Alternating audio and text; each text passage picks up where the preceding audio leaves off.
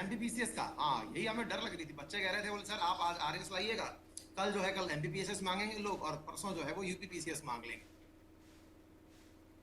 है ना। ब्रिटेन का संविधान अलिखित है, हाँ बिल्कुल।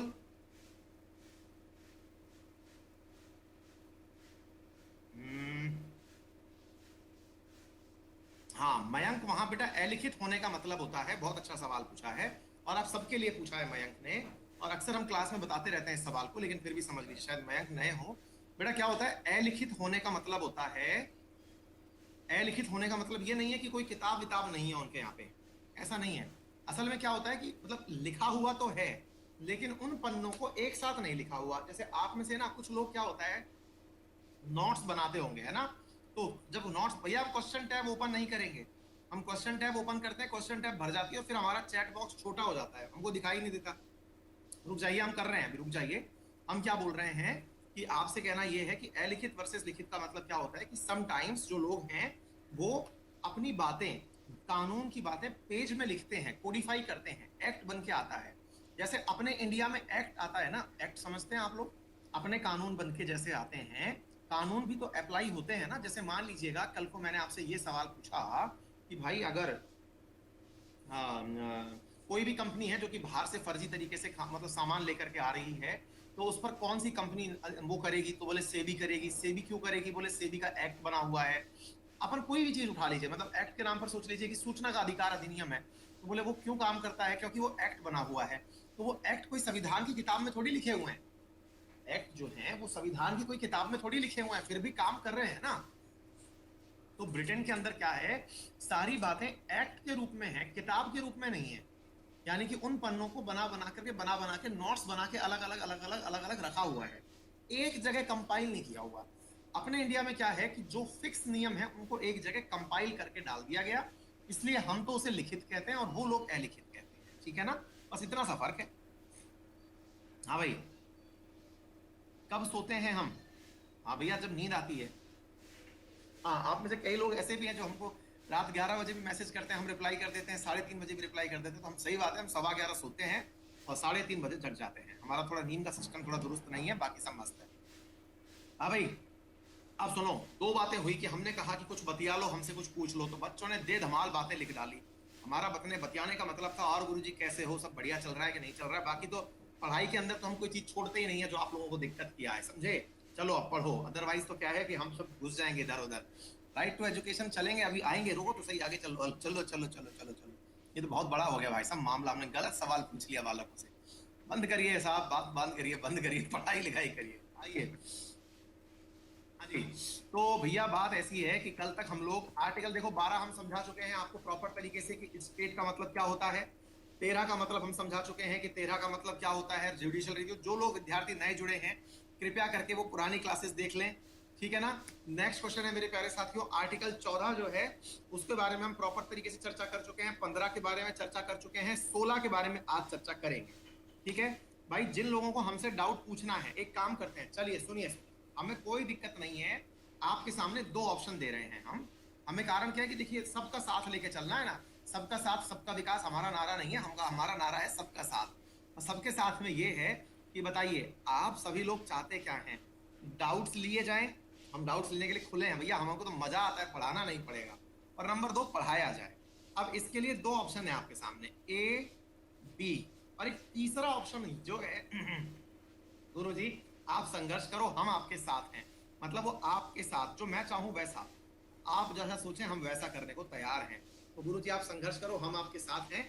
ये वाला जो पॉइंट है सर जी, वो नंबर सी पर अप्लाई होता है, और इसके ऊपर ए वाला जो है वो डाउट क्लास के लिए पोल होता है, और इसके बाद जैसा आप कहेंगे हम उस पर चल चलेंगे। और हम पहले बता दे रहे हैं, अगर मामला फंसा तो फिर हम इन दोनों नंबरों को जोड़ेंगे भाई, है ना, क्योंकि ये एकल संक्रमणीय मत पद्धति हो जाएगी। फिर हम इन दोनों को जोड़ करके निर्णय लेंगे, पढ़ाया जाए और फिर हमारा साथ। यानी हमारा साथ क्या है, हम क्या चाहते हैं, हम तो खुद भी पढ़ाना ही चाहते हैं, लेकिन हम अपना जो सोचते हैं वो बता देंगे आपको। चलिए पोल कर रहे हैं, पोल के अंदर ज्यादा समय ना लगे, ये उतरे हम।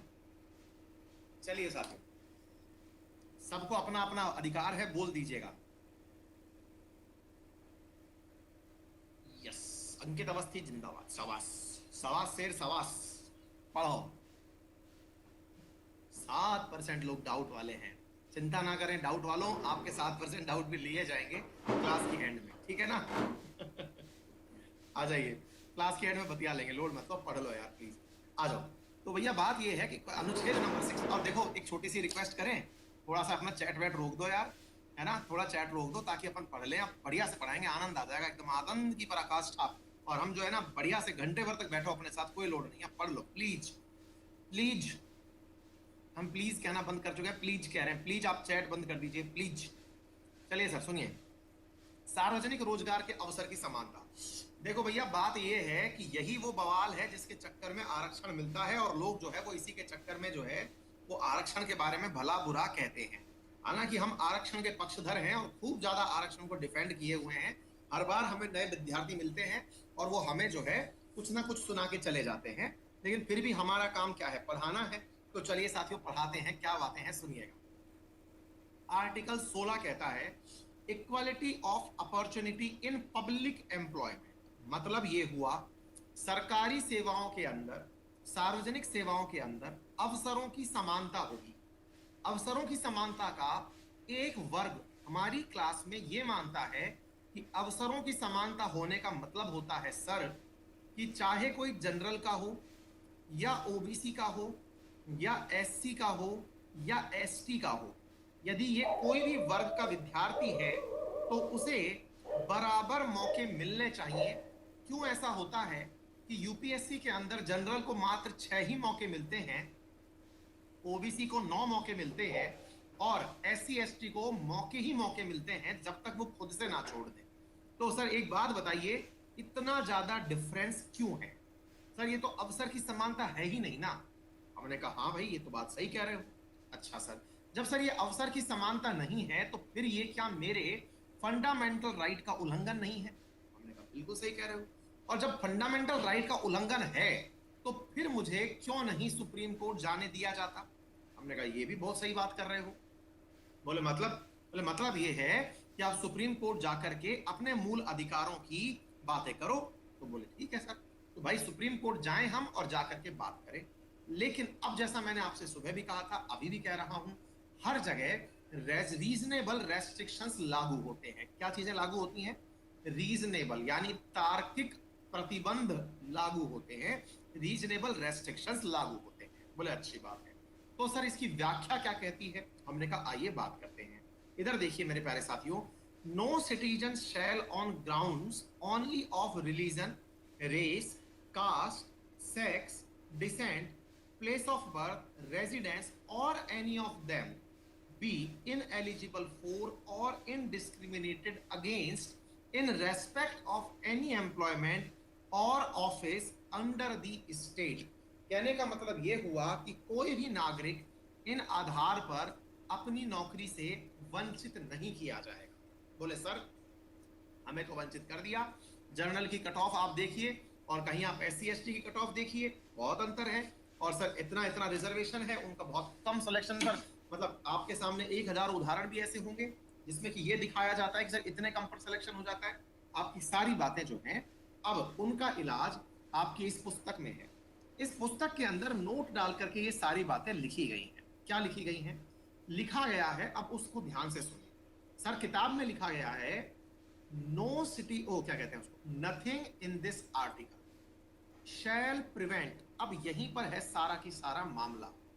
No nothing in this article shall prevent parliament from making any law prescribed in regard to class or classes of employment of appointment to an office under the government of or any local or any authority within। ये पूरी व्याख्या की गई है जिसमें ये कहा गया है एक्सेप्शन के अंदर कि पार्लियामेंट को इस रिगार्ड में काम करने के लिए कोई नहीं रोक सकता। किस रिगार्ड में? इस प्रकार का नियम बनाने में जिससे कि अवसरों की समानता आती हो। तो बोले इसका मतलब तो ये हुआ पार्लियामेंट जो है वो इसके लिए नियम बनाएगी जिससे कि हमको इक्वल अपॉर्चुनिटी मिलेगी। किस चीज में इक्वल अपॉर्चुनिटी मिलेगी? नौकरी में। हमने कहा बिल्कुल। बोले ये मूल अधिकार है हमारा। हमने कहा बिल्कुल है। तो बोले जाएं फिर सुप्रीम कोर्ट। बोले क्यों? बोले क्योंकि देख लो हमको इक्वल अपॉर्चुनिटी नहीं मिल रही। हमने कहा चलो तो ठीक है, आर्टिकल इसी का चौथा भाग पढ़ते हैं। उसमें यह लिखा गया है sir, nothing in this article shall prevent the state for making any provision for the reservation of appointments or post in favor of any backward class of citizens in which in the opinion of state is not adequately represented in the service under the state। हाँ जी sir, ध्यान से सुनिएगा।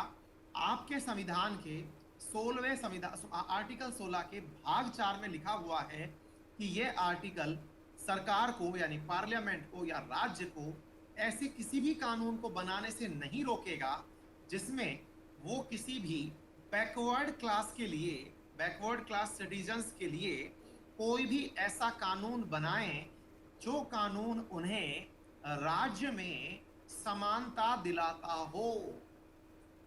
अब इसका क्या अर्थ निकले? इसका अर्थ ये निकले सर, जब देश आजाद हुआ उस समय देखा गया कि गवर्नमेंट ऑफिसेज में जो लोग जॉब करते हैं वो लोग बहुतायत में कौन से वर्ग से बिलोंग करते हैं। वो जनरल हैं, ओबीसी हैं, एससी हैं, एसटी हैं। जब ये देखा गया कि कोई भी एक यहाँ पर जो क्लास है या कास्ट है वो यहाँ ज्यादा है, लेट से वहाँ जनरल ज्यादा है, तो एक तरीके से गवर्नमेंट ऑफिस के अंदर ये इक्वल रिप्रेजेंटेशन जो कि यहाँ कहती है equality of opportunity in public employment, उसके अधीन नहीं आया।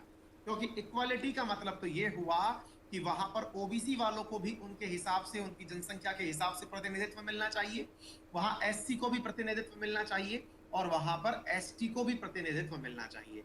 लेकिन वहां पर अधिकांश बहुमत किसका है?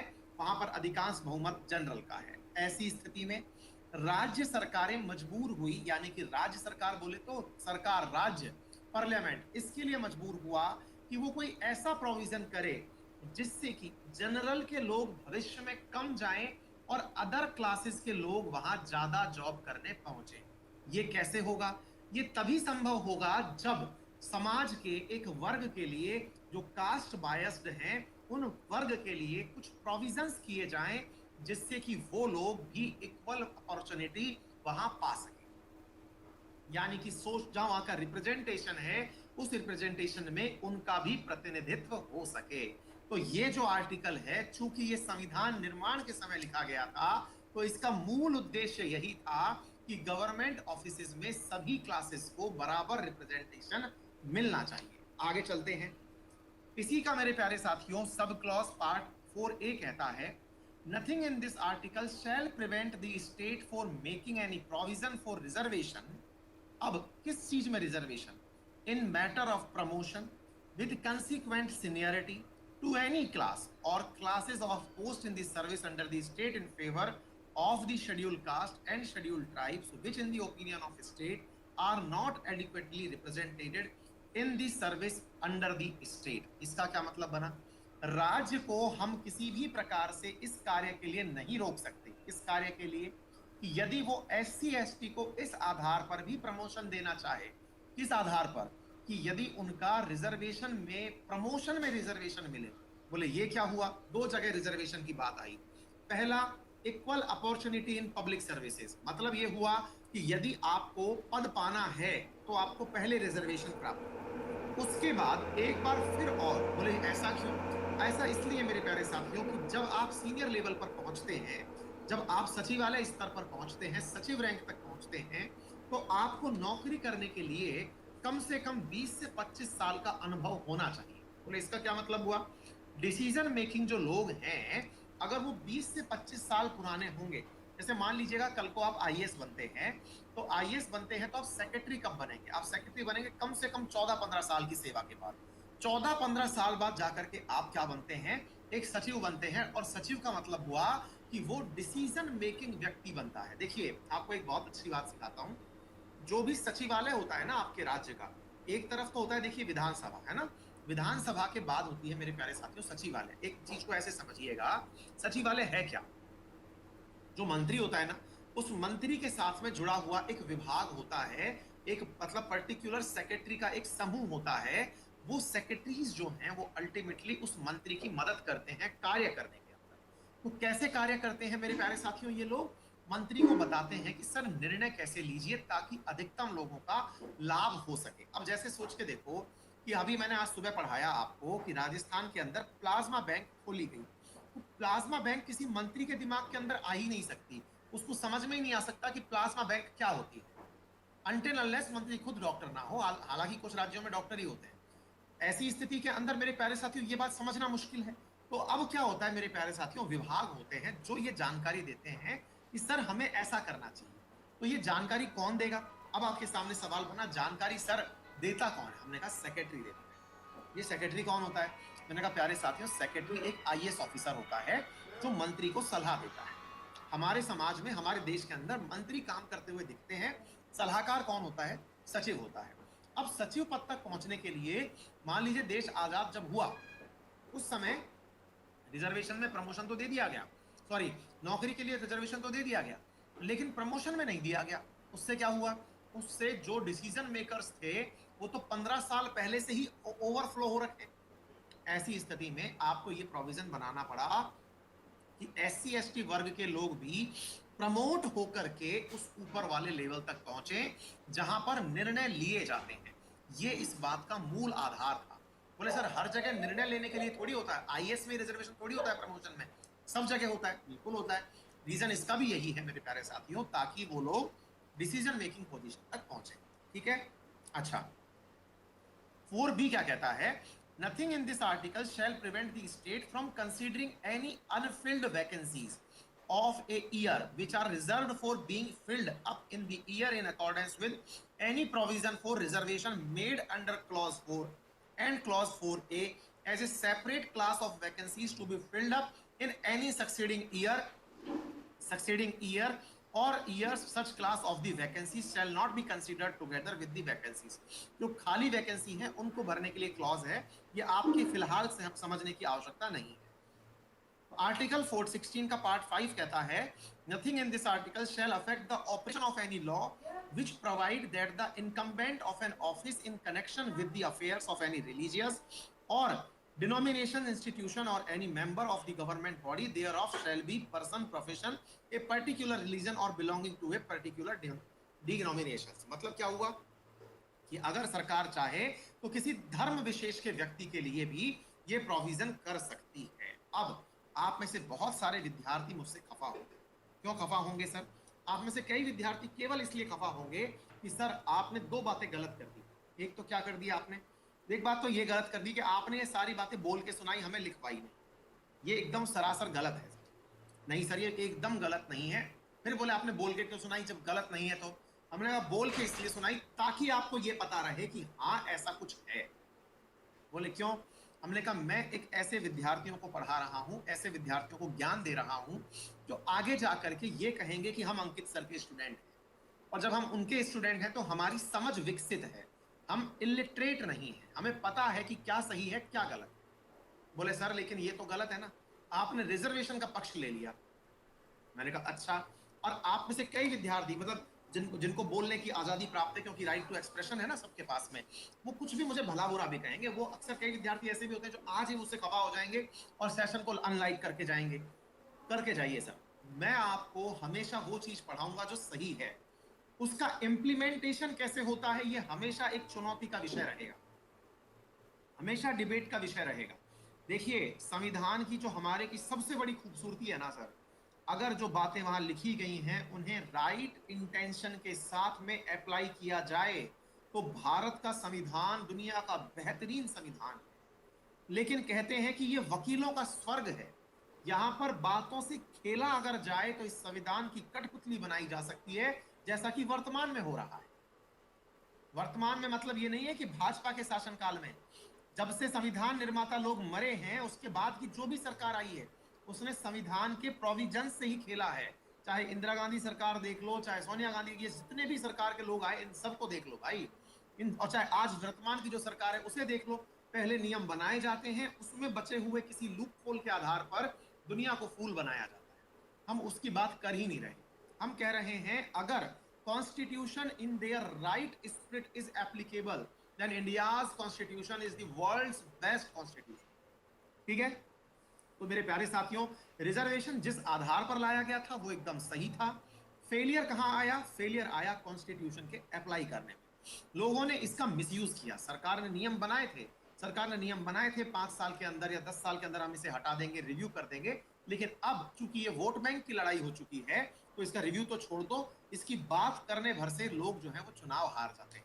तो ये सब बातें जो है मेरे प्यारे साथियों, भविष्य के गर्भ में रहने दीजिए। आपका काम पढ़ना है और क्या मुद्दे हैं वो आपको पता चलना चाहिए। चलिए साथियों आगे बढ़ते हैं। आर्टिकल नंबर, मैं कोई डिबेट कराना नहीं चाहता, मैं आपको कोई डिबेटिंग क्लब में नहीं भेजना चाहता, तो मैं केवल आपको इतना बताता हूं कि जो जो लिखा हुआ है वो क्या है। ठीक है बेटा, चलिए साथियों आगे चलते हैं।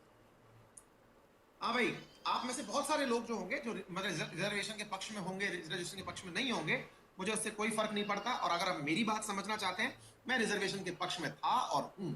और मैं अपने बारे में भी स्टेटस क्लियर कर दूं कि मैं मतलब बहुत अच्छे घर से बिलोंग करता हूं और खूब अच्छा अर्न करता हूं, और खुद भी मैं रिजर्वेशन की वजह से बहुत नुकसान उठा चुका हूं। लेकिन वो नुकसान मेरे लिए नुकसान नहीं है, क्योंकि उस कीमत पर अगर समाज के अंदर कुछ भी अच्छा स्थापित होता है तो मुझे उस नुकसान से कोई फर्क नहीं पड़ना चाहिए। ठीक है ना?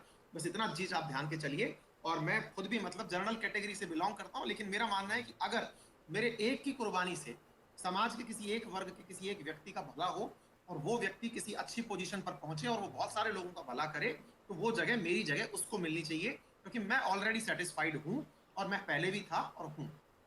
ठीक है ना? मैं अपनी बात आपको हमेशा इसी तरह से रखना चाहता हूं। जिस आरएएस के अंदर मैंने अलाइड सर्विसेज पाई थी, उस आरएएस के अंदर अगर मेरी कैटेगरी की जगह कोई और होता तो वो एसडीएम होता। ठीक है ना? तो लेकिन मुझे उस चीज का 1% भी मलाल नहीं है और आगे भी नहीं है। ठीक है सर, चलिए आगे चलते हैं। आर्टिकल अनुच्छेद 17 क्या कहता है? It अबॉलिशेस untouchability and forbids it's practice in form. मतलब क्या है? आर्टिकल 17 कहता है कि ये अनटचेबिलिटी का उन्मूलन करता है। अब इसका मतलब क्या हुआ? इसका मतलब ये हुआ मेरे प्यारे साथियों, अबॉलिशन ऑफ अनटचेबिलिटी, यानी अस्पृश्यता का अंत। सुनिएगा, इसको थोड़ा ध्यान से समझना। अनटचेबिलिटी इज अबॉलिश्ड, यानी कि अछूत, वो जो है ना अनटचेबिलिटी जिसको हम कहते हैं कि भाई छुआछूत जिसे आप कहते हैं, इज अबॉलिश्ड यानी खत्म कर दी गई। And it's practice in any form is forbidden, किसी भी फॉर्म में। अब ये सवाल है ना, इन एनी फॉर्म, इसकी व्याख्या अनंत है।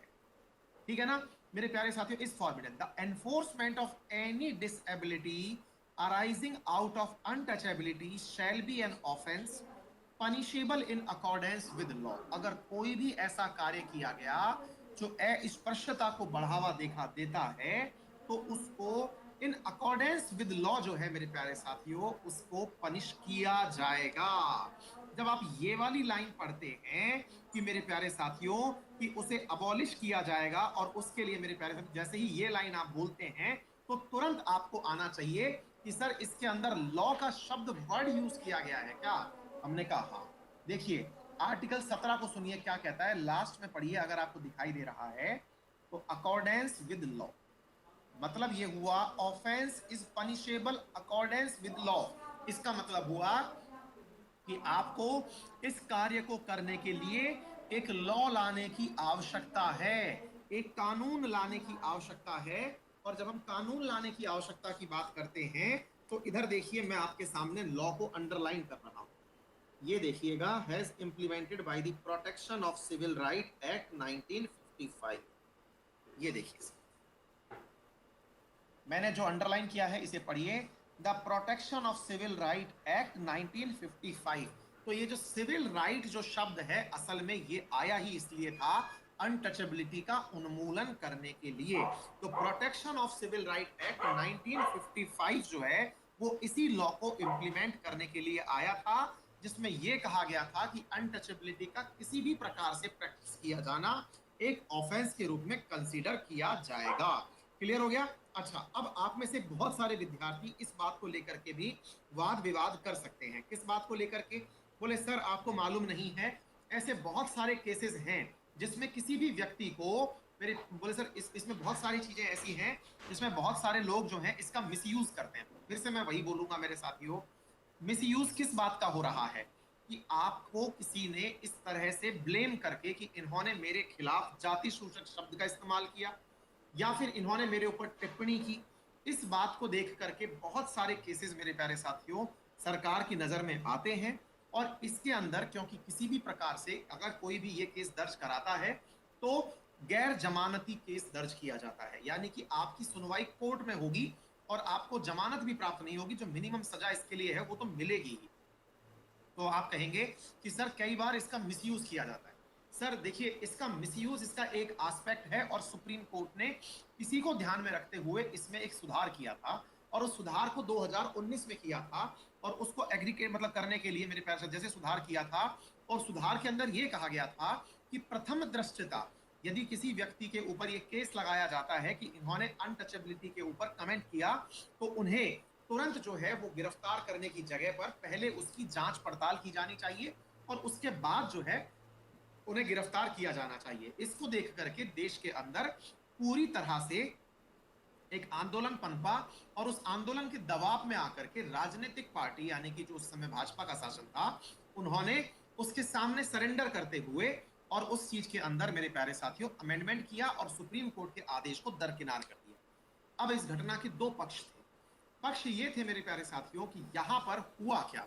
असल में पता है, देखिए पॉलिटिकल माइलेज जो है ना, पॉलिटिकल माइलेज लेने के चक्कर में जो भी देश में हो रहा है वो गलत है। पहली चीज जो सुप्रीम कोर्ट ने की वो गलत या सही, क्योंकि अपन से ज्यादा कानून सुप्रीम कोर्ट जानती है और उसने बहुत सारी रिसर्च, बहुत सारे सर्वे उनको देख करके इसके अंदर चुनौती वाला जो कार्य था वो स्वीकार किया था और उसके अंदर अमेंडमेंट किया। लेकिन देश में हुए हिंसक जो घटनाक्रम हुए, आंदोलन हुए, आगजनी हुई, तोड़फोड़ हुई, अब उस समय कुछ लोगों को उसमें विक्ट्री दिखाई दी। विक्ट्री किस बात की दिखाई दी मेरे प्यारे साथियों, और हमें ना बीइंग ए सिविलाइज्ड सिटीजन ये समझना होगा। और जब आप यूपीएससी की तैयारी करेंगे तो इस तरह के आंसर से भी आपको सामना करना पड़ता है कि अगर इस प्रकार की घटनाएं देखी जाती हैं क्या कि कोई भी आगजनी की घटना केवल किसी बात को मनाने के लिए हुई, तो ये गांधीयन फिलॉसफी के एकदम विपरीत है। असल में जिसको हम आंदोलन कहते हैं इसका हमें अधिकार और इसकी जो दिशा और दशा है ये गांधी जी ही देके गए थे हमें। गांधी जी ने जो अपना एक मतलब सिद्धांत दिया था ना हमको, जो सत्याग्रह करने का, हड़ताल करने का, अपनी बात रखने का, जो हमें हथियार पकड़ाया था, उसका दोहन जिस प्रकार से वर्तमान में हो रहा है और वर्तमान में इस दोहन ने देश को कहां लाके खड़ा कर दिया। आजकल छोटे छोटे आंदोलन भी अपनी बातें मनवाने लग गए हैं। इससे होने वाला क्या है? इससे होने वाला है भीड़ तंत्र का शासन। ये भीड़ तंत्र का जो शासन है ये देश की एकता के लिए बहुत बड़ी चुनौती है। कैसे चुनौती है आप इस सवाल को जानना चाहेंगे कि सर गलत था सुप्रीम कोर्ट ने जो किया। मतलब ये हुआ कि आप यदि ये डिसाइड करते हैं कि सुप्रीम कोर्ट ने गलत किया तो आप सुप्रीम कोर्ट से ज्यादा लॉरेट हैं, नंबर एक बात। और अगर गलत भी था तो आपके पास हथियार ये था कि आप मूक प्रदर्शन करते, आप हड़ताल करते, धरना प्रदर्शन करते, लेकिन जो तोड़फोड़ की घटना हुई उसने सरकार को दबाया और सरकार ने लॉ के अंदर अमेंडमेंट लेके आया। अब इसके दो नतीजे निकले। जिनका नुकसान हुआ मेरे प्यारे साथियों, आपने उन्हें अपने से खिलाफ कर दिया है। हम लोग भीड़ में जब होते हैं, क्योंकि कहते ये हैं कि भीड़ जो होती है ना वो भीड़ के अंदर कोई चेहरा नहीं होता, लेकिन वास्तविकता ये है मेरे प्यारे साथियों, जितने लोगों का आप लोग विश्वास तोड़ते हैं वो भविष्य में कहीं ना कहीं हर्डल बन के खड़े होते हैं। हम लोग इसको मोरल ग्राउंड्स पे अगर समझ के चले ना साथियों, आपके किसी भी धरना प्रदर्शन, दंगे या किसी भी कारण से किसी भी क्लास, किसी भी कम्युनिटी, किसी भी कास्ट, किसी का भी अगर नुकसान हुआ है ना वो भविष्य में उसी ग्रीवांस में रहेगा। और यही कारण है, आप याद करिए कि मैंने आज आपको जो सुबह सुबह पहला सवाल पढ़ाया था ना, क्वेश्चन नंबर 1, जिसमें मैंने ये बताया था कि रेफरेंडम 2020 चल क्यों रहा है। अगर याद हो तो बता दीजिएगा मेरे प्यारे साथियों कि रेफरेंडम 2020, थम्स अप करिए कुछ याद आया हो तो रेफरेंडम 2020 के अंदर मेरे प्यारे साथियों एक चीज कही गई थी जो अभी हो रहा है कि हमारे खिलाफ अत्याचार हुआ था 1984 के दंगों में। आज पूरी दुनिया के सामने आपको डर लगता है कि सेपरेटिस्ट एक्टिविटीज ना हो जाए, इसलिए देश के एकता के लिए धरना प्रदर्शन, हड़ताल, ये सब चीजें अच्छी हैं लेकिन आगजनी अच्छी नहीं है। आप लोग भी इसे मान के चलिएगा मेरे प्यारे साथियों, यदि आप लोग हथियार उठाएंगे, हथियार उठाना तुरंत कार्रवाई के लिए अच्छा है। ये गांधी जी भी कर सकते थे। कुछ मुट्ठी भर अंग्रेज थे, जिन मुट्ठी भर अंग्रेजों को वो चाहते तो करोड़ों की आबादी जो हिंदुस्तान की थी ना, उनको अगर एक एक पत्थर भी पकड़ाते तो अंग्रेजों का खोपड़ा चकनाचूर कर दिया जाता। अंग्रेज सारे की सारे उस समय मर जाते और भारत आजाद हो जाता जिस समय गांधी जी आए थे उसी समय। लेकिन भारत ने गांधी जी के नेतृत्व में एक चीज सीखी थी कि यदि कोई भी चीज अहिंसा से कोई भी चीज हिंसा से प्राप्त की गई तो इन लोगों को यह पता चल जाएगा कि हिंसात्मक तरीका ही मांगे मनवाने का एक तरीका है, क्योंकि कोई भी बात सरल तरीके से नहीं करवाई जा सकती। तो जब मेरा देश बनेगा, यानी मेरा देश जब आजाद होगा, उस समय भी लोग अहिंसा की जगह हिंसा को अपनाएंगे अपनी बातें मनवाने के लिए, क्योंकि सरकारें सबके पक्ष में निर्णय नहीं ले सकती। और अगर किसी ने हिंसा को उस समय अपनाया तो देश के इतने टुकड़े हो जाएंगे, क्योंकि देश के अंदर भाषा के आधार पर, धर्म के आधार पर, क्षेत्र के आधार पर, जाति के आधार पर अलग अलग भागों की मांग आज से नहीं अंग्रेजों के समय से चली आ रही थी। तो कहने का मतलब क्या बना, जब गांधी जी जैसे विजनरी ने अहिंसा का मार्ग अपनाया, इसका मतलब ये नहीं था कि आपकी बाजुओं में कितना दम है उनको विश्वास नहीं था, नहीं, सारा विश्वास था उनको। लेकिन विश्वास इस बात का था कि अगर मैंने इनको ये तरीका बता दिया कि हिंसा से मैंने ये चीज प्राप्त की है, तो ये देश को तोड़ डालेंगे। और मेरे प्यारे साथियों, आपके जितने भी राष्ट्र विरोधी लोग हैं वो चाहते भी यही हैं कि आप हिंसा से अपनी मांगे मनवाएं, ताकि भारत टूट जाए, भारत के अंदर क्षेत्रीय मांगे पनपने लग जाएं, भारत के अंदर फिर कास्टों के अंदर इतना बैर हो जाए। जहां एक समय ऐसा था कि कास्टिज्म के नाम पर बैर नहीं होता था, आज कास्टिज्म के नाम पर बैर घोलने का प्रयास किया जा रहा है। रिलीजन के नाम पे तो घोल ही दिया गया था, अब कास्ट के नाम पर घोला जा रहा है। ये जो चीज है ये देश को तोड़ने का एक प्रयास है। समझदार नागरिक बनिए, अपनी बातों को सही तरीके से रखिए, हिंसा का फायदा मत उठाइए। ये मेरा आपके ऊपर कमेंट हुआ। आर्टिकल 18 क्या कहता है, देखिए फिर वही बात मेरे प्यारे साथियों, मैं आपसे केवल इतना ही कहूंगा, आप मेरी बात से सहमत हो या ना हो, लेकिन आप चूंकि फीस देके मेरी बातें सुनने आए हैं, आपको नहीं सुनना है तो आप किसी और टीचर की बात सुने। आप मुझे भला बुरा कहना है कहें, लेकिन मैं आपके सामने वो चीजें रखूंगा जो हमारे, और बाय गॉड ग्रेस मुझे मतलब ये मानूंगा कि ईश्वर की मेरे ऊपर असीम कृपा है, मुझे मतलब देवी का आशीर्वाद कहिए, जिसका भी बड़ों का आशीर्वाद कहिए, जो भी है, वो ये है कि मुझे सही क्या है और गलत क्या है इसे बोलने में बिल्कुल भी घबराहट नहीं। और ये ईश्वर मेरे ऊपर यही मेहरबानी बरकरार रखे कि मैं सही को सही बोलूं और गलत को गलत बोलूं, और हम सब भी इतने शिक्षित बने कि हम सही को सही और गलत को गलत बोल पाए। मैंने आज मतलब मैं इसके ऊपर भी बराबर कटाक्ष करता हूं कि भाजपा इस प्रकार से सरकारें गिराने के लिए जो कार्य कर रही है वो गलत है। तो वहीं मैं इस बात को भी कंडेम करता हूं कि आज 18 इतने सारे विधायकों को कमरों में बंद किया हुआ है, और देश के अंदर, हमारे राजस्थान के अंदर कोरोना के केस बढ़ते जा रहे हैं, वो भी गलत है। हर तरह से जो चीजें गलत है उनको गलत बोलने की हिम्मत रखिए, लोगों को जज करने दीजिए, उनका काम जज करना है। आप लोगों के चक्कर में अपनी बात मत बदलिए, जो सही है उसे कहने की हिम्मत रखिए। हमको संविधान ने यह आजादी भी दी है। मेरे प्यारे साथियों, आर्टिकल 18 कहता है अबॉलिशन ऑफ टाइटल्स। कहने का मतलब क्या हुआ, abolition all titles and prohibits the states to confer title on anybody whether a citizen or non-citizen.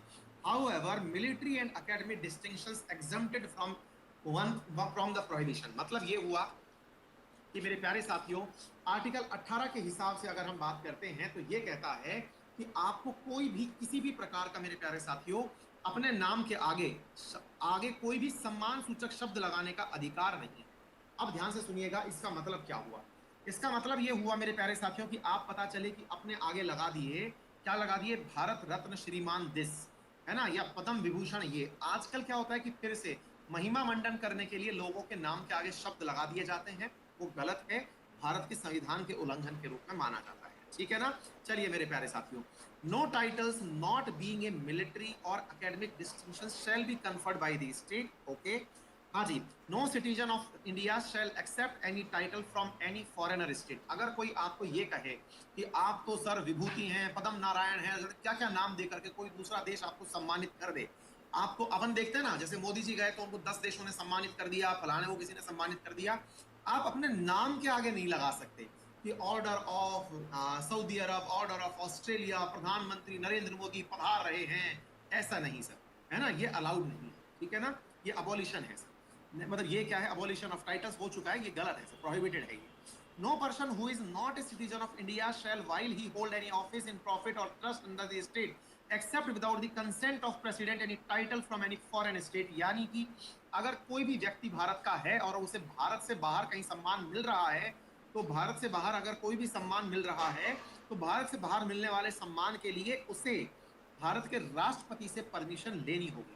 No person holding any office of the profit trust under the state shall without the consent of president accept any present एमोलुमेंट और office और any kind from any under of the foreign state, president की आज्ञा के बिना वो कोई पद भी स्वीकार नहीं कर सकते हैं। तो मेरे प्यारे साथियों, आपके पास एकेडमिक डिग्री हो, आप डॉक्टर हो, आप इंजीनियर हो, आप प्रोफेसर हो, आपको एकेडमिक्स में अगर वो डिग्री प्राप्त हुई है तो अपने नाम के आगे लगा सकते हैं। आपको सेना की तरफ से जनरल, लेफ्टिनेंट, मेजर, कर्नल, इनके अगर आपको वो मिलते हैं, आप इनको लगा सकते हैं। इससे अतिरिक्त आप कोई भी टाइटल अपने आगे नहीं लगा सकते हैं। ठीक है ना? चलिए साथियों, आगे बढ़ते हैं। Right to freedom, right to freedom है आर्टिकल 19 से लेकर के 22 तक। मेरे प्यारे साथियों, देश में अगर स्वतंत्रता, कहते हैं बड़े बड़े बुद्धिजीवियों का कहना है इसके ऊपर कि यदि कोई कहे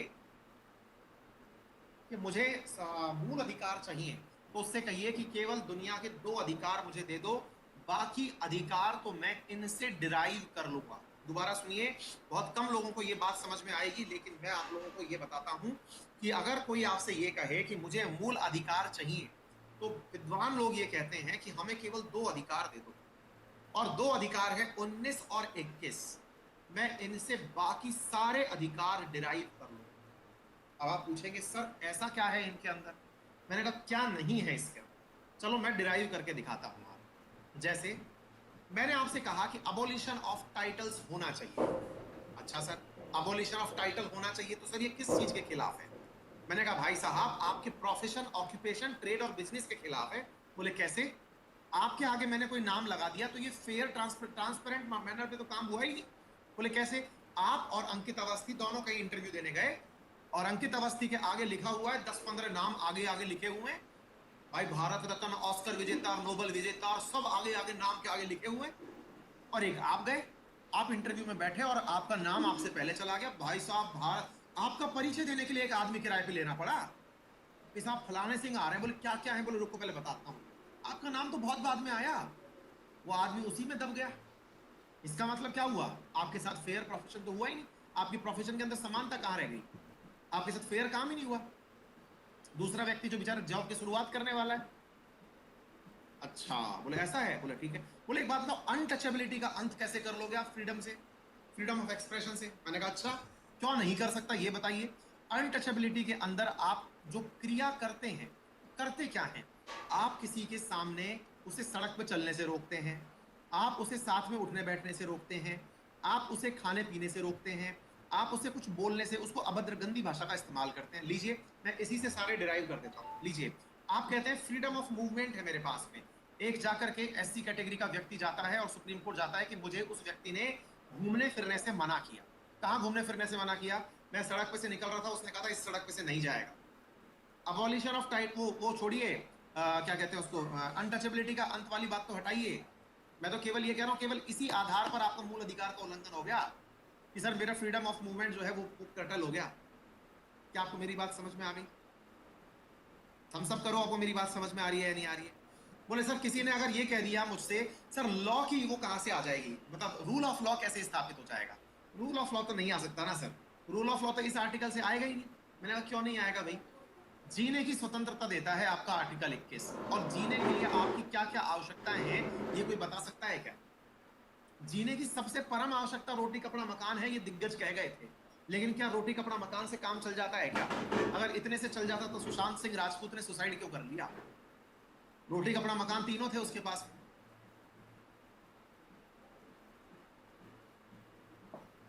मतलब क्या हुआ?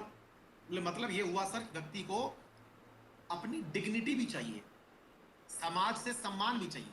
समाज से सम्मान चाहने का मतलब ये हुआ कि उसको पर्सनल रेस्पेक्ट चाहिए, उसको चाहिए कि कोई भी व्यक्ति उसको बिचिंग ना करे। जीने का मतलब आप किसी को मानसिक रूप से मार नहीं सकते सर। उसकी राइट टू लाइफ का मतलब जो राइट टू लाइफ है उसका, उसके खिलाफ हो गया सर ये। बोले इसे रूल ऑफ लॉ कैसे स्थापित हुआ? बोले हो गया ना सर, लॉ के अंतर्गत आपने उस व्यक्ति को जिसने हरेस किया उसको पनिशमेंट नहीं दिया आपने, और जो व्यक्ति हरेस्ट था उसका प्रोटेक्शन नहीं किया। लीजिए सर, हो गया। अरे थम्स अप करो, किसी के दिमाग में जा रहा है क्या? कुछ समझाओ, बात समझ में आ रही है क्या? हाँ भाई, अब मैंने कमेंट बहुत देर से पढ़े नहीं है, कुछ व्यक्ति कमेंट भी कुछ बड़े बड़े कर रहे हैं। मुस्कान तेरा दिमाग खराब हो गया, तुमको सर को भी कुछ नहीं सिखा सकती, कम से कम इस चीज़ को पॉजिटिव पहलू को देख लो। अगर जनरल की कट ऑफ ज़्यादा है तो मत उनको को नॉलेज भी ज्यादा होगी ना, पागल लड़की समझाओ। अरे भाई ये आपस में है ना, अपने दिमाग के आधार पर ये कमेंटबाजी मत करो। मुझे मालूम है एक्चुअली, मैं पता है कमेंट आज क्यों नहीं पढ़ रहा हूँ, क्योंकि मैंने मुद्दा ही बहुत ज्यादा ज्वलंत उठाया है। और ज्वलंत मुद्दों के ऊपर मुझे पता है कुछ लोग पक्ष में होंगे, कुछ लोग विपक्ष में होंगे, क्योंकि कहते हैं कि मोदी मैं बहुत अच्छी चीज सुनाता हूँ साथियों, सुनिएगा। ज्ञान जो है ना, वो समुद्र में होने वाले बरसात की तरह है। ध्यान से सुनिए, एक बहुत गहरी बात बता रहा हूँ, उससे कईयों के भेजे खुल जाएंगे। ज्ञान जो है वो समुद्र में होने वाले बारिश की तरह है। अगर वो सीपी के मुख में गिरता है तो वो मोती बन जाता है, और अदरवाइज वो मगरमच्छ के ऊपर गिरता है तो कीचड़ बन जाता है। तो ये देखने के ऊपर है मेरे प्यारे साथियों कि वो ज्ञान किसके ऊपर गिरा। मैंने तो ज्ञान की बरसात की। वो ज्ञान कई जगह मगरमच्छों पर भी गिरा, कई जगह जंगली कीचड़ पे भी गिरा, केकड़े पे भी गिरा, क्रैब पे भी गिरा, कछुए पे भी गिरा, और एक सीपी पे भी गिरा। जब उस पर गिरा तो उसने उसे मोती के रूप में संजो लिया। आज बहुत सारे लोगों का दिमाग एकदम खुल के आ गया होगा कि सर आपने कितनी बड़ी बात बताई। लेकिन कई ऐसे भी होंगे जो आज मुझसे घृणा पाल लिए होंगे कि यार ये आदमी जर्नल के नाम पे थू है, ये हमारे खिलाफ आदमी है, इसको हटाओ, कैटेगरी से हटाओ, इसको बाहर कर दो। बिल्कुल हो सकता है सर, क्योंकि ज्ञान है ना, वो ज्ञान इस बात पर निर्भर करता है उसको ले कौन रहा है। देने वाला तो ज्ञान देगा ही सर, समझ रहे हैं आप। गांधी जी ने ज्ञान दुनिया को दिया था, लेकिन गोडसे ने मार ही दिया ना उनको, क्योंकि गोडसे के हिसाब से वो सही नहीं थे। तो ज्ञान जो है ना सर, वो सही नहीं हो सकता। मैं कह तो रहा था मेरा सेशन आता नहीं है, उससे पहले भी कुछ लोग डिसलाइक कर देते हैं। आप अभी देखिएगा, अभी शाम तक देख लेना, मेरा जो कल का सेशन होगा ना उसको कुछ लोग डिसलाइक कर चुके है ना। तो इसलिए आप इस आधार पर बिल्कुल परेशान मत होइए, चलने दीजिए आराम से। कोई क्या कह रहा है, हमें फर्क ही नहीं पड़ रहा है। आपको अगर सही है, आप सही कैसे हो सकते हैं। अब आप कहेंगे सर आप सही हो, आपको ये कैसे पता। मैंने कहा मैं संविधान के हिसाब से, अगर मेरा संविधान भारत का ये कहता है कि अंकित अवस्थी तुम्हें ये करने का अधिकार है, ये नहीं करने का अधिकार है, तुमने ये किया तो गलत होगा, तो मैं उसके हिसाब से सही हूं। बोले सर ये लेकिन पाकिस्तान के संविधान के हिसाब से तो सही नहीं है। मैंने कहा भाई मैं पाकिस्तान का नागरिक भी नहीं हूं, मैं मेरे देश का नागरिक हूं, और मेरे संविधान ने मुझे जो कह रखा है मैं वो हूं, खत्म बात। और आप भी वही बनिए, ठीक है ना साथियों। आपके देश का संविधान जिसने आपको इस लायक बनाया कि आप बोल सक रहे हैं, आप सुन सक रहे हैं, इन सब के लिए आप उसका सम्मान करें। तो मैंने आपको क्या कहा, तो लीजिए। तो मैंने आपके सामने एक छोटा सा उदाहरण दिया कि आर्टिकल 19 और 21 जो है, इट कैन बी डिराइव, मतलब आर्टिकल 19 और 21 से पूरी की पूरी जो भी आपकी चीजें हैं ना वो डिराइव की जा सकती हैं। आपका पूरा संविधान डिराइव किया जा सकता है, सरल रूप में तो ऐसे समझो। बोले अच्छा, तो बोले सर एक बात बताइए, राइट टू फ्रीडम है क्या। मैंने कहा बेटा राइट टू फ्रीडम में ये कहा गया, अब आप में से कई लोग अपनी अपनी समझ के हिसाब से इसको ले लेते हैं। किसको ले लेते हैं, राइट टू फ्रीडम का, जिसका सबसे ज्यादा उल्लंघन हुआ। आपको कई लोग जो है ना, जैसे चुनाव प्रचारों के अंदर कई बार ऐसा होता है, आपने वो देखा होगा कि कई रैली के अंदर लोग आते हैं, और रैली के अंदर लोग आते हैं और वो रैली में आकर के यही कहते हैं कि भाई क्यों आए हो। बोले हम लोग तो यूं आए हैं, ये मुद्दा हो गया। जैसे कई बार है ना, मतलब अभी जो सीएए और एनआरसी वाला मुद्दा चला था, इसके ऊपर बहुत सारे लोगों ने तरह तरह की बातें की थी। लोगों को पता ही नहीं है कि क्यों विद्रोह में बैठे हुए हैं, बिना जानकारी के बस विरोध कर रहे हैं, विरोध कर रहे हैं। लोग पूछ रहे हैं क्यों विरोध कर रहे हो, और आज कहाँ है वो सारा की सारा विरोध। आज देश में 1000 तरह का विरोध हो रहा है, विरोध थोड़ी रुक गया है, आज भी चल रहा है विरोध। तो भाई विरोध चल रहा है, आज भी कांग्रेस विरोध करने रोड पर निकली हुई है, लेकिन वो सीएए एनआरसी वाला विरोध रोड पे से ही गायब हो गया। एक टाइम था जिस समय लग रहा था कि भारत पूरा की पूरा बर्बाद हो गया है, याद है आप लोगों को। चलिए, तो आर्टिकल 19 क्या कहता है, एक बार उसके बारे में चर्चा कर लेते हैं। सर आर्टिकल 19 कहता है all citizen shall have the right to freedom of speech and expression. Number 1, to assemble peacefully, peaceably and without arm. आपको इकट्ठा तो होना है लेकिन बिना हथियार के। टू फॉर्म एसोसिएशन और यूनियन, आप यूनियन बना सकते हैं। ये यूनियन बनाने के आधार पर ही आपको इसी लॉ से, इसी आर्टिकल से कोऑपरेटिव सोसाइटी बनाने का अधिकार प्राप्त होता है। To move freely throughout the territory of India. इसी को लेकर के कुछ विद्यार्थी मुझसे सवाल पूछते थे अक्सर। चाय पियेंगे आप, चाय पियेंगे, चाय, ठीक है ना। तो अब क्या हुआ मेरे प्यारे साथियों कि बोले सर सर सवाल पूछते थे, सर वहां पे हमको जम्मू कश्मीर में, इनमें अरुणाचल प्रदेश, नागालैंड में, इनमें जाने की अनुमति नहीं थी, इनमें कैसे जाते हैं सर लोग, इनके अंदर तो फ्रीडम ऑफ मूवमेंट हो ही नहीं रहा। मैंने कहा भाई सब जगह रीजनेबल रेस्ट्रिक्शन लागू है, चर्चा करेंगे, अब लोड मत लीजिए। अच्छा, इसके अलावा टू रिजाइड एंड सेटल, कहीं भी रहने का और वहां पर बसने का अधिकार। Profession, occupation, trade and business करने का अधिकार। एक विद्यार्थी हैं जो बहुत देर से मुझे एक लाइन बोल रहे हैं कि सर हिंदी में, सर हिंदी में, सर हिंदी में, बिल्कुल हिंदी में बता देंगे। आपसे निवेदन है मेरे प्यारे मित्र, अगर आपको मिल जाए हिंदी में कहीं से भी आपको लिखा हुआ इंडिया का कॉन्स्टिट्यूशन, मुझे भिजवा दीजिएगा। मैंने बहुत ढूंढा, मुझे मिल नहीं पाया, है ना भैया? तो प्लीज मुझे हिंदी में आप उपलब्ध करवा दीजिएगा, क्योंकि हमने बहुत ढूंढा और मेरे कई स्टूडेंट काफी दिन से ढूंढ रहे हैं, उन्हें मिल नहीं पा रहा। तो मेरा निवेदन है, आप इसे स्वीकार कर लेंगे, मुझे मालूम है आप गुड बॉय हैं, प्लीज मान लीजिएगा, है ना? आपको जब मिल जाए कमेंट में बता दीजिएगा, तब मैं आपको कह दूंगा कि भैया इस पते पे भिजवा दीजिएगा, ठीक है बेटा? क्योंकि यार दिक्कत मुझे भी हो रही है, मैं भी नहीं चाहता कि आपके साथ कुछ गलत हो, लेकिन मैं मजबूर हूं।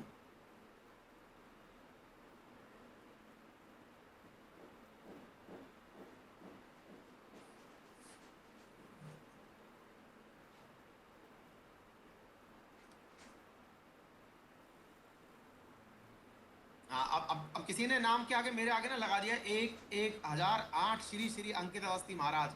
हाँ, ये भी गलत है भाई, अबोलिशन ऑफ टाइटल है भाई। हाँ जी, आइए। मैंने आपको प्रॉमिस किया था कुछ करवाने का, कुछ देख रहे हैं लिखा हुआ, खुश हो जाओ यार, थोड़ा सा, थोड़ा तो खुश हो जाओ यार। हैं? हो गए? चलो रखते हैं। हाँ जी, तो मैं वैसे ही पूछता चलता हूँ, जितना हमने पढ़ लिया है पहले तो उसी के बारे में बात कर लेते हैं। बताइए सर, कुल मिलाकर के कितने अनुसूचियां हैं भारत के अंदर? सभी लोग कमेंट करिए, कमेंट बॉक्स हैंग हो जाएगा थोड़ी देर में, कोई बात नहीं। 12 अनुसूचियां हैं, बहुत बढ़िया सर। पहली अनुसूची किसकी बात करती है, बताइए? फर्स्ट अनुसूची किसकी बात करती है? मैंने पढ़ा रखा है, जल्दी से बताइए। यूनियन एंड स्टेट, मैंने आपको पूरी की पूरी इस किताब के अंदर से दिखाई थी कि आपको कहां कहां पे स्टेट का नाम और यूनियन का नाम लिखा हुआ है। हाँ जी, तेरे कस्में तेरे वादे ये सब कहां लिखे हैं?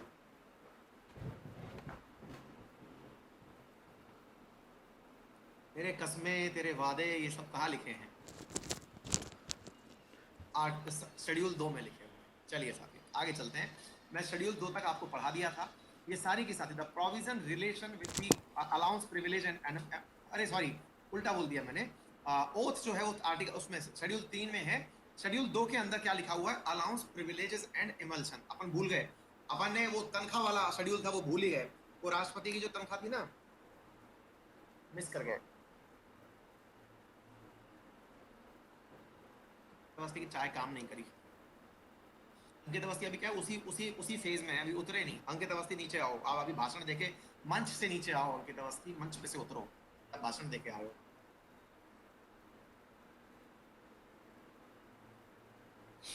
अंकित अवस्थी भाषण देके उतरे हैं, अभी मंच से नीचे उतर रहे हैं, रुकिए।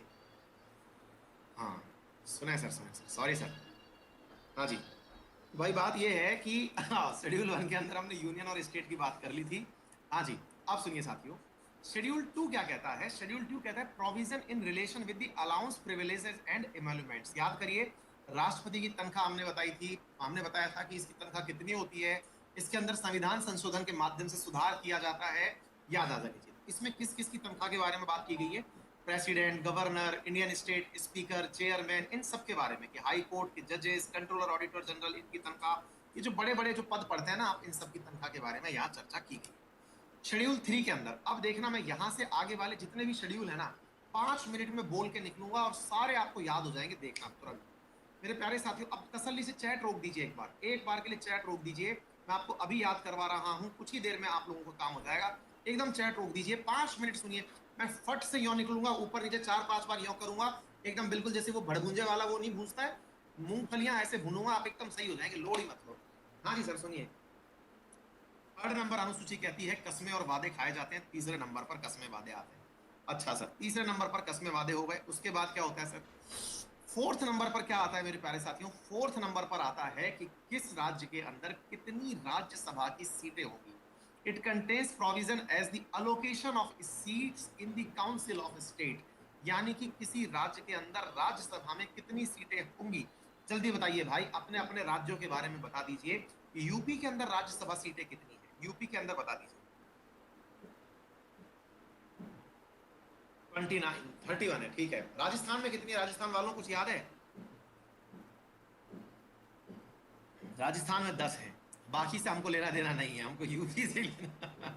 आप अपने अपने राज्य की याद कर लेना, ठीक है ना? सबको अपने अपने राज्य की याद करने का हक है।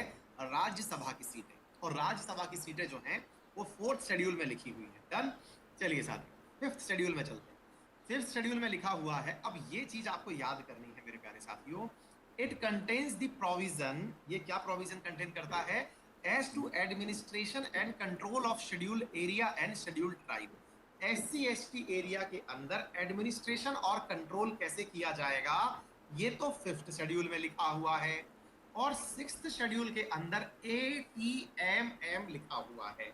मैं अक्सर विद्यार्थियों को ये याद कराता हूं, याद कर लेना, सवाल यहां से आता है। सिक्स्थ शेड्यूल के अंदर क्या लिखा हुआ है, ATM, ATM के साथ साथ एक M एक्स्ट्रा में आ गया। इधर देखिए मेरे प्यारे साथियों, आसाम, त्रिपुरा, मेघालय और मिजोरम। हाँ भाई, मिजोरम से कुछ याद आया, कल परसों ही करंट में था, मिजोरम में से मी हट गया था, कुछ याद आया था। जोरम, जोरम क्या था, फूड पार्क था, याद आ गया। तो ATMM में से M तो आप याद ही रख लेंगे। अच्छा सर, आसाम ऐसी चीज है जो पूरे टाइम चर्चा में रहती है, आसाम ऐसी चीज है जो पूरे टाइम चर्चा में रहती है, किसी ना किसी कारण से। मैडम बच्चा रो रहा है बहुत तेज, हमारे क्लास के स्टूडेंट डिस्टर्ब हो रहे हैं, थोड़ा चुप करिए ना उसको प्लीज, है ना। तो इधर क्या है मेरे प्यारे साथियों, ATMM के अंदर अगर हम बात करें तो यहां पर A का मतलब ये हुआ कि आसाम, जो कि पूरे टाइम किसी ना किसी कारण से चर्चा में रहता है। इधर देखिएगा, T फॉर त्रिपुरा, त्रिपुरा के अंदर अगरतला, और अगरतला के अंदर कौन सी जगह याद रखनी है आपको, याद करिएगा, अगरतला में अपन ने याद किया हुआ है, कल परसों मैंने पढ़ाया था, आपको याद हो तो, आशुगंज, अखौड़ा, अगरतला, यहाँ पर रेल लाइन बनी हुई है, याद है ना। ATMM में T हमने वैसे याद कर लिया, यानी कि ये तो हमारे लिए बहुत ही फेमस जगह है। हो गई सर बात, आगे चलते हैं। आखिरी बात कौन सी बची मेरे प्यारे साथियों, मेघालय। दुनिया की सबसे ज्यादा बरसात कहां आती है वो बताएं, दुनिया की सबसे ज्यादा बरसात कहां आती है, मेघालय में आती है। अच्छा एक बात और बताइए मुझे, इतना सा आंसर करिए, त्रिपुरा और मिजोरम में जो मेरे वो वाले स्टूडेंट्स हैं वो बताएं जो द हिंदू पढ़ रहे हैं, कल परसों ही मैंने उनको एक न्यूज पढ़ाई है, द हिंदू के अंदर कौन सी जनजाति की न्यूज थी, जल्दी बोलिए बेटा, कल ही पढ़ाई है मैंने, और वो कौन सी जनजाति थी, ब्रू जनजाति की न्यूज थी, ठीक है ना। तो यहां पर क्या हुआ, ब्रू जनजाति की जो न्यूज है वो त्रिपुरा और मिजोरम के बीच में चर्चा में रही। तो देखिए मेघालय के अंदर बारिश चर्चा में रही, आसाम तो वैसे ही चर्चा में बना रहता है, त्रिपुरा और मिजोरम अपने आप चर्चा में रहा, मिजोरम में जोरम आ गया, रियांग के नाम से जानते हैं ब्रू जनजाति को, एम का मतलब मेघालय, तो ATMM अब याद रख लोगे। हाँ भाई थम्स अप करो, ATMM याद हो गए,